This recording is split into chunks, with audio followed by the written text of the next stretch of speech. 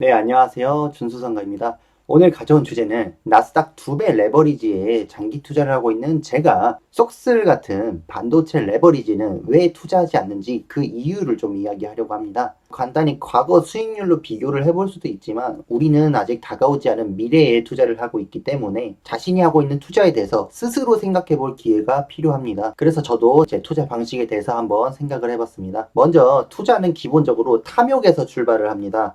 모두들 큰 돈을 벌고 싶기 때문에 레버리지를 쓰잖아요. 2배, 3배씩. 하지만 투자에서 성공한 사람들의 특징이 탐욕을 잘 다스린다는 겁니다. 절대 무모한 방식으로 투자하지 않고 그 사람들마다 나름의 논리가 있습니다. 그리고 투자를 할 때 수익률을 보고 리스크를 보는 게 아니라 리스크를 보고 수익률을 봅니다. 이 차이점은 쓰고 남는 돈으로 투자하는 사람과 투자하고 남는 돈으로 생활하는 사람처럼 큰 차이가 있습니다. 우리도 성공한 사람들처럼 리스크 관리를 잘 해서 탐욕을 잘 다스릴 수 있다면 좋은 결과가 따라올 거라고 생각을 합니다. 그렇지만 사람마다 성향이 달라요. 리스크 관리 방법도 각자 다릅니다. 그럼에도 모두에게 적용할 수 있는 방법은 크게 두 가지가 있다고 생각을 합니다. 첫 번째는 감당할 수 있는 한도 내에서 레버리지 배율을 조절하는 것이 있겠고, 두 번째로는 포트폴리오 내에서 안정성을 추구하는 것이 있습니다. 그래서 이 두 가지 측면에서 살펴보고 제가 QLD라는 나스닥 레버리지에는 투자하면서 속슬 같은 반도체 레버리지에는 투자하지 않는 이유를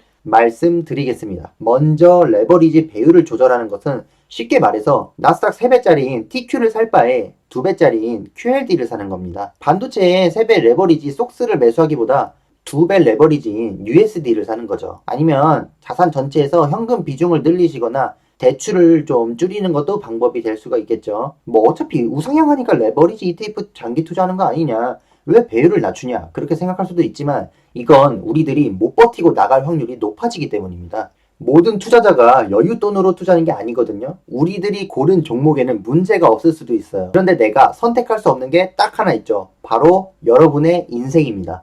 지금의 삶을 선택해서 살고 있는 게 아니거든요. 삶은 어떤 부모를 만났냐는 데서부터 천지차이입니다. 대부분의 경우 종목에는 문제가 없는데 내 인생에는 다양한 문제가 생길 가능성이 높아요. 내 가족의 갑작스러운 투병 생활이나 계획하지 못한 임신으로 결혼할 수가 있겠죠. 그래서 리스크 관리 차원에서 제가 연애를 못하고 있는데, 어쨌든 돈이 꼭 필요한 상황이 생길 수가 있어요. 그럴 때 못 버티고 돈을 찾고 나가게 되는 거죠. 그나마 장기 투자를 하셔서 익절하시고 나가시면 다행인데, 투자한 지 얼마 되지도 않아서 손절해야 된다고 하면 2배, 3배씩 잃어야 될 수가 있어요. 감당할 수 없는 레버리지는 수석으로 졸업하는 지름길입니다. 자, 그러면 반도체 3배 레버리지 속슬은 안 사도 반도체 2배 레버리지로 사면 되는 거 아니냐, 그렇게 생각하실 수도 있는데, 아까 탐욕을 다스리는 방법으로 포트폴리오 내에서 안정성 추구를 말씀드렸죠. 여기서 제가 속슬은 매수하지 않고 QLD를 투자하는 이유를 말씀드릴게요. 잠시 레버리지를 내려놓고 봤을 때 우리가 TQ나 QLD에 투자할지 아니면 속슬이나 USD에 투자를 할지, 이 고민은 사실 반도체 분야라는 그 특정 산업에 투자를 하냐 아니면 나스닥의 100대 기업에 골고루 투자를 할 것이냐, 그걸 고민하고 있는 거예요. 저는 반도체의 쓰임새가 쭉쭉 늘어날 거라고 생각을 합니다.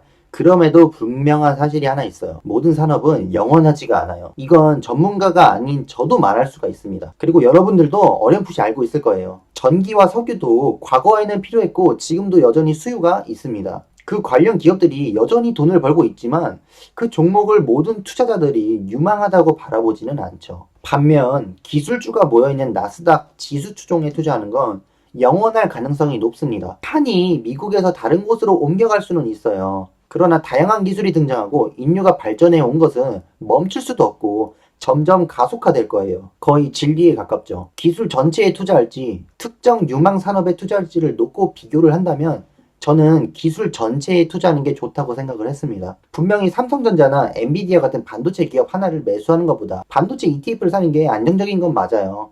뭐가 떡상할지 모르잖아요. 다만 기업 하나를 보던 산업 전체를 보던 결국 투자자는 성장성을 봐야 한다는 점에서 투자 행위에 판단력이 요구됩니다. 그런데 사람은 매 순간 올바른 결정을 할 수는 없죠. 그럴 바에는 차라리 딱 한 번이라도 올바른 결정을 하는 것이 낫습니다. 지수 추종의 경우 매수와 보유를 유지한다는 그 결정을 뒤집지만 않으면 계속해서 수익을 낼 가능성이 높습니다. 하지만 특정 산업 ETF에 투자하는 것은 매도 시기를 잡아야 되죠. 거기다가 새로운 기술이 등장할 때마다 지금 내가 갖고 있는 반도체 레버리지보다 성장성이 높은지 낮은지를 검토하느니 그냥 지수 추종이 안정성도 높고 무엇보다 효율적입니다. 만약 지수 추종을 고르지 않고 특정 산업 ETF에 레버리지를 2배, 3배씩 해서 안정성을 떨어뜨렸다?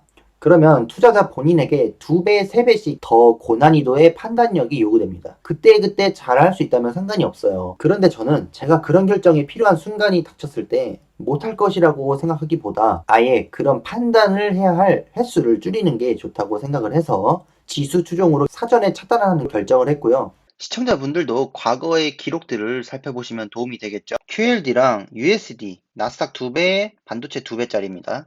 2006년부터 투자를 했다고 하면 우상향하는 건 둘 다 똑같은데 조금 더 이걸 가까이서 보면은 좀 차이가 있습니다. 파란색이 QLD고 빨간색이 USD인데 주목해야 될 게 이게 최고로 떨어질 때를 보여주는 거거든요. 근데 이게 반도체가 더 많이 떨어져요.